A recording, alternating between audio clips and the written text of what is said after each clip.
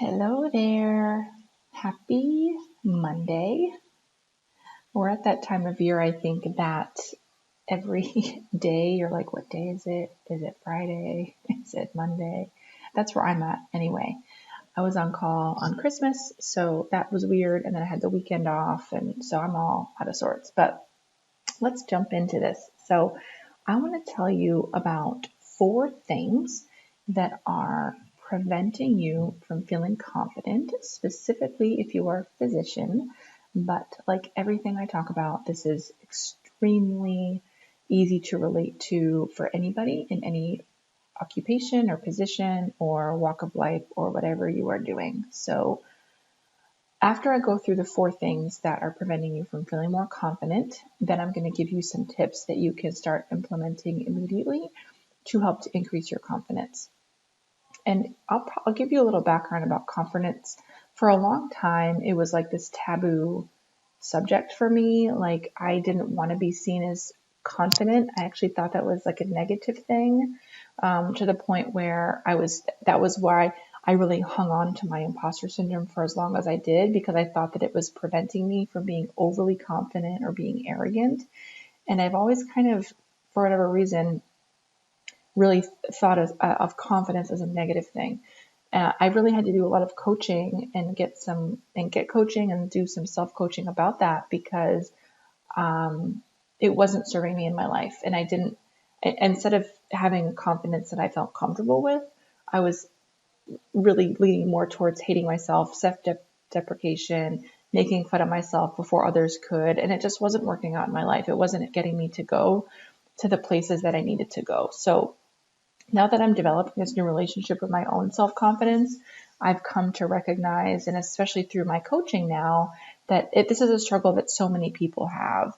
And in particular, women physicians struggle with this, because it's this, are you good enough? Are you doing enough? All of these things that women of any career deal with. But with me and my job, I talk to a lot of fellow docs. So that's just, it is how we were raised. It's how society thinks that we should behave. And I think it's time that we're rewriting the script. So let's get into the 4 things that are preventing you from feeling confident.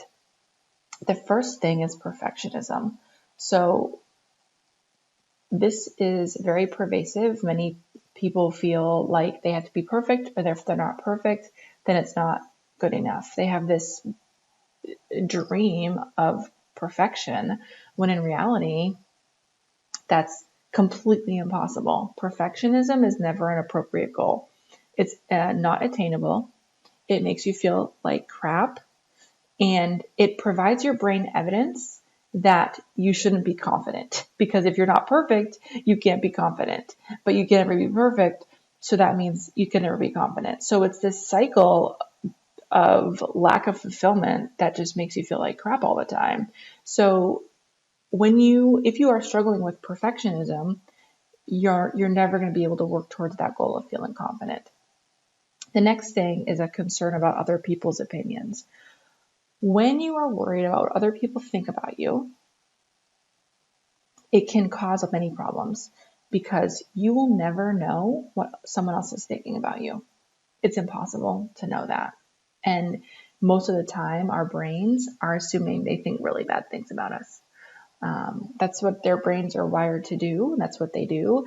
And many of us are never taught to not question what our brains tell us. So we get sucked into this vortex of, what are they thinking about me? Is it bad or is it good? And the problem in the medical community is that a lot of our career, sometimes our bonuses, our paycheck, or our fulfillment as a physician is based on what other people think about us. And we find that out through Press Ganey scores or Google reviews or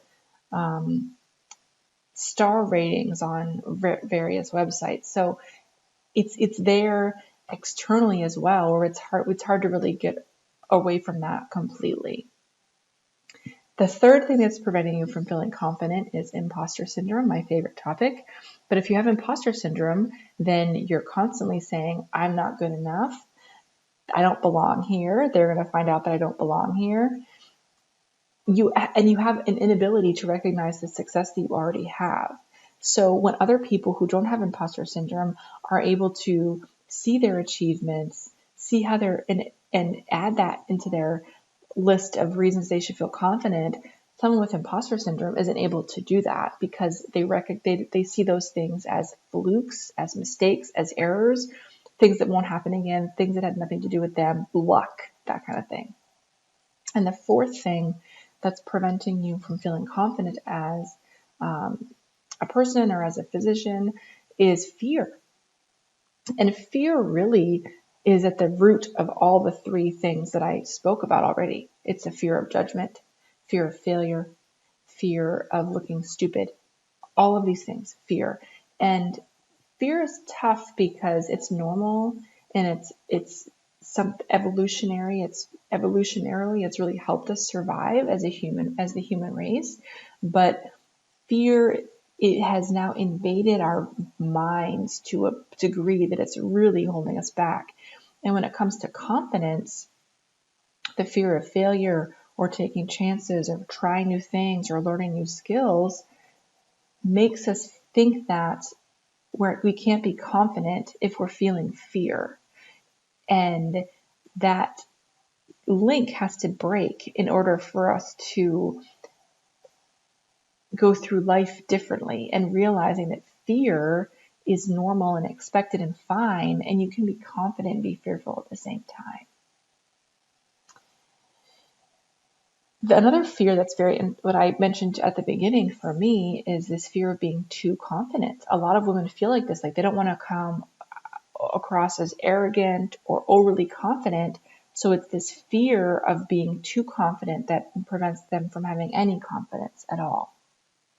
So those are the four things that are preventing you from feeling more confident: perfectionism, other people's opinions, imposter syndrome, and fear.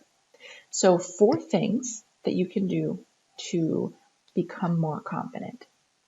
The first thing is change your expectation of yourself from perfection to excellence. So no longer do I expect myself to be perfect in all aspects of my life. In many aspects, I require much less than even excellence. Like right now, I'm doing this live. I look like I look right now. I don't have any makeup on. It is what it is. This is me. I'm far from perfect. But if I was waiting for the day that I'd be perfect when I get home after doing surgery and then taking care of my kids all day, never going to happen, right? And then I can't serve. So when you remove the expectation of perfection and insert something else like, I'm just going to show up. I'm just going to provide help to others. Or if you're feeling really extra motivated, you could say, my motivation is going to be, I'm going to strive for excellence and not perfection. That's attainable, right? Even better if you can put some real tangible things on there. This is what I'm going to achieve. This is how I'm going to know I achieve it. Instead of saying, I want to achieve excellence, but who knows what excellence is because it's your own definition. But if you can say, I want excellence in my life, and this is what excellence looks like for me, then you're on the right track. Next thing is create an opinion about yourself that you can believe and that feels good. Those things are the 2 most important things that matter. Other people's opinions, you will never know what they are. You have no control over them. And the third thing is that I guarantee you they're not thinking about you as much as you think they are. I guarantee you. They're thinking about what they did for the weekend or how pissed they are at their spouse or what you're thinking about them and wondering if you're judging them. They're not thinking about whatever you're worried about. Okay? So when you find yourself in this spiral of other people's opinions, bring it back in and say, what do I want to be thinking about myself right now? How do I want to be viewing myself right now? And come up with an opinion that you want to have about yourself and figure out how to get that with thoughts that are affirming for you and where you want to go in your life. So you might need to take some time to realize what's your opinion of yourself right now. And if it's negative, you're not alone and it's fine. And there's no judgment. Start where you are. There's no need to figure out you have a negative opinion about yourself and then make yourself feel like crap because you have a negative opinion. That's ridiculous. Just compassionately ask yourself, what do I really think about myself right now? And then that's start where you are, and then ask yourself, how do you want to feel? What's my opinion? What do I want my opinion of myself to be? And create from that foundation. The third thing you can do to increase your confidence is to embrace the fear. And this is a challenging one. Fear doesn't feel good. It feels scary. It feels like you're going to die, when in reality, you're not most of the time. But our brains just go with this dialogue and say, well, if this happens, this will be the worst thing that could possibly happen to you, and then you'll die. But if you take a moment to just welcome that fear in, allow it to be there, and then take it all the way to the end, what you'll find most of the time is that the worst possible thing that could happen, you can handle. And it's really not that scary. But we don't take the time to do that because we get stuck in feeling fear, and we don't like feeling fear. So then we block it, or we ignore it, or we don't take action. And then we end up feeling stuck. So by embracing the fear, which just means allow yourself to feel it, realize that it's normal and fine, and it means that you're exactly where you belong, then that can help you to not let it cripple you in your future.